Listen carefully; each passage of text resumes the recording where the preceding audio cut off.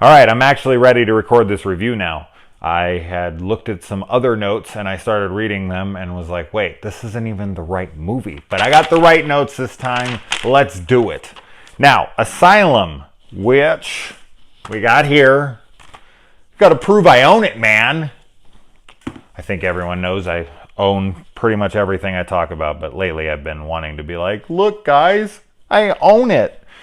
Now, this one has Peter Cushing again, and it also has the blind guy. He's not actually blind, but from the last film, he comes over here, and this time he is in a wheelchair. So they just like crippling this dude in Amicus anthology movies. The wraparound is this doctor who's coming to look at this asylum to see if he can help them out. He's, wants to work there, and he goes and he talks to some patients to try to figure out which one of them is this doctor, and they each tell him a story, and each one of those stories is our segment. So let's get to them. The wraparound in this one is better than the last few, because the last few have been extremely uneventful. They were literally just there so that we could move into our segments. But this one actually tried to have like a twist that was more original and wasn't repeated throughout the rest of the series. And I liked it. I thought that the payoff of, obviously these are spoilers. I like that. I don't know. I don't know if it's because we've seen so many movies at this time, and maybe in the 1970s when this came out, I think this was like 74. When I watch this, I have to wonder how much of me being able to figure out the ending of it is because so many films have borrowed from films like this, and you see this and you're like, oh god, this twist is so obvious. Like, clearly the doctor, like the people who are in there right now talking to him are the crazy people. Like the guys who are running this, you just know watching the movie. I felt it was extremely obvious, but I think that when this was released, it probably wasn't obvious at all. But let's get into our first segment. Now, when he's talking to the girl, she has her face hidden, which immediately you're wondering, like, okay, what's up with her face? Is she a guy? Is it mutilated now? Is she going to be some scary monster when she turns around? This is the first segment, so probably not. That'd be too much, too quick. So yeah, you're just kind of left waiting. And this guy, now this is actually, I like this one. This guy kills his wife because he wants to run off with this hot new lady, and he wraps her body parts up all individually, like cuts her head off, her legs, her arms, her torso, whatever, and he wraps them up like meat deli market would wrap a slab of a steak or something. And I just thought it to be so fucking stupid and funny that he would wrap them up to look exactly like what they are and put them all together. Like, what exactly are you doing with that? Like, why even wrap them up? Like, he wrapped it up to look just like a leg and just like an arm and just like a head and just like a torso, and he puts them on. Are you trying to trick people into thinking that's something? Like, it's clearly a body cut up and wrapped. It was so funny to look at. And then the wrapped body parts start rolling and moving into the room and attacking him. And while in reality that isn't all that scary because body parts have no leverage, they can't push back on you if you just... There's no weight behind them. If they tried to come at you, I see that in movies where, like, I remember in Phantasm when that little bug is flying at them and he's got it and they're like fighting. He's like, ugh, and he's like trying to maneuver him around. He's like, that bug has like 3 ounces of weight. You would be able to move it around like nothing. But horror movies just completely throw out that kind of shit. They don't care. But same thing here, but in the film, it actually looks pretty creepy. So I liked the way it looked, but as I say, if you take yourself out of the moment for a second, you start thinking about it, that's really not that scary in all reality. But it worked here. And then, the girl comes over and finds the guy dead in the freezer. She tries to get out of there. The body parts start attacking her and make her cut up her face. When she turns around after the story is over, her face is still very beautiful right here. And then she pulls her hair aside, and it's just like she has scarring here and here. And I feel like the scene would have been much more effective if when she turned around, she was completely mangled and disfigured in the face, like unrecognizably so. Because let's say we're going off of the doctor's reactions. Having seen her once beautiful, they could have shown him a picture of her, like, this is your new patient, and he could have got the clipboard and it would have showed her picture from before, and she would have had her back turned. And then she could have turned around, and we've already seen her in the entire segment, so when she turned around, I think it would have been much more impactful. But when she turns around and she's still beautiful, you're kind of like, oh. And then she pulls it back and you're like, oh. And it just doesn't, I don't know, it doesn't have the impact. I think they were trying to fake out the audience twice. Like when she turns around, they're like, what? There's nothing wrong with her face. Does she think her face is cut up?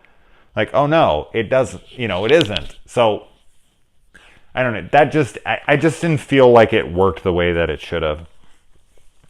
And moving on to the second one. Now, the second one is a tailor, and he is behind on his rent, and he obviously does not have the money, and Peter Cushing comes in to have a suit made for him, and he has to follow a specific set of directions that he gives him. He's not allowed to work on the suit unless it's between certain hours and with certain materials, and it has to follow every single weird requirement to the letter. Which he does so because he offers him 200 pounds for this suit, which is insane and will fix all of his problems. The suit, once he makes it, or while he's working on it anyway, he cuts himself, the blood drips on the suit, and it absorbs his blood. So this material, which is like got this iridescent kind of color, as it's like shimmering as it's just sitting there. It looks like, all the colors of the rainbow. Almost reminds me of these old backpacks we used to have in the 90s. You still see them nowadays, but we used to see them a lot back then.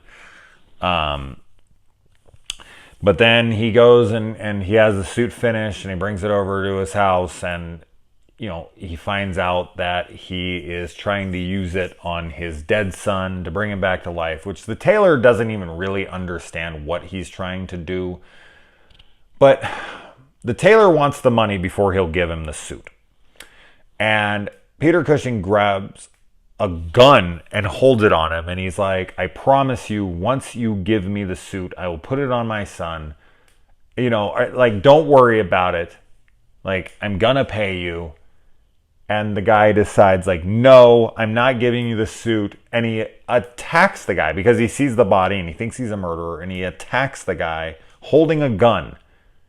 And it's like, get out of there. Let him have the suit. The fact that he gets into a skirmish like with this guy over nothing, like, I get it. You want your money, you're gonna lose your business, but you're gonna lose your life. And he ultimately kills Peter Cushing and has to go to the crazy house because his wife puts the suit on the mannequin in their store, and the mannequin comes to life. The makeup on the mannequin was poor. It was a bad decision. It should have been like a mannequin face. But I know they wanted to have the scream, and they really needed to work on the makeup on the mannequin. It just looked like a man with terrible, like, makeup on his chin. It was poor makeup. But yeah, he should have just let him have the damn suit. That was very dumb.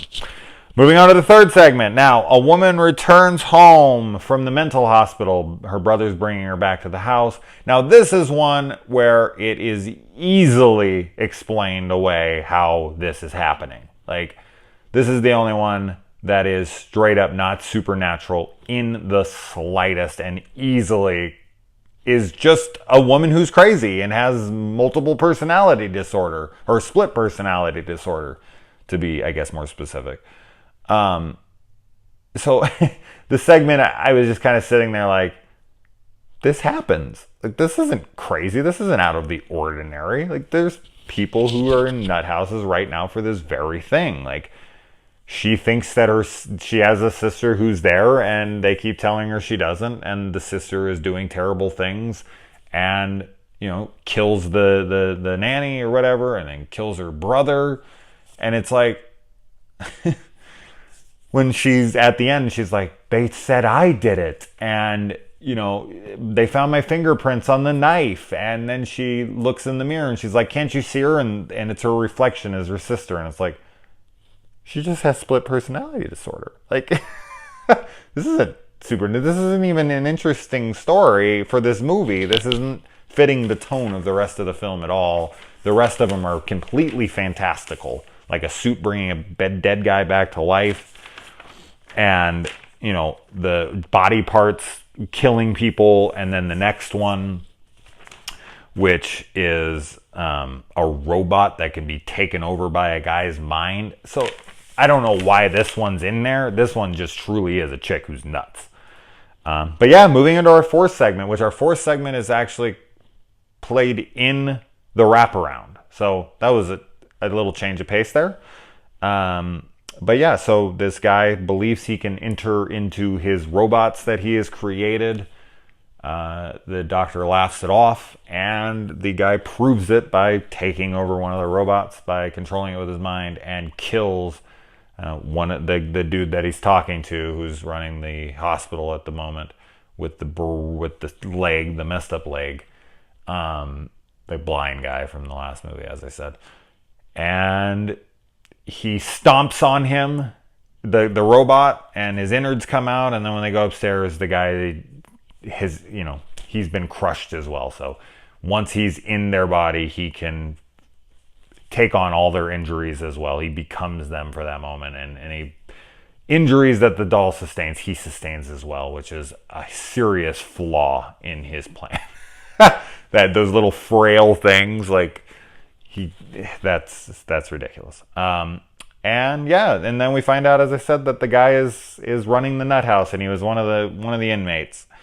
And the creepy ass laugh that he gives at the end of this movie was chilling.